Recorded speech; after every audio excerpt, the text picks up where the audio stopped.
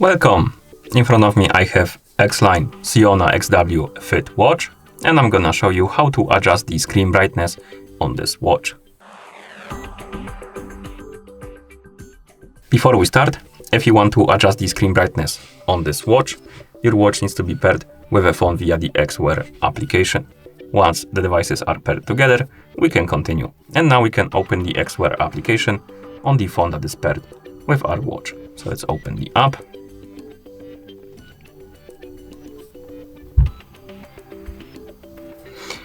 Once the application opens, you should see the Today page. Now you can tap on the device icon in the top right corner to open the device page. And on this page, you should see your Siona watch. Tap on it. Here, scroll down, find the option called Brightness Adjustment and tap on it.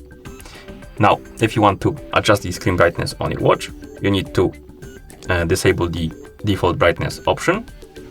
And then you will see the slider and you can adjust the brightness by sliding on the slider. And once you're done adjusting the brightness, you can close the application. And that's how you adjust the screen brightness on this watch. Thank you for watching. If you found this video helpful, please consider subscribing to our channel and leaving the like on the video.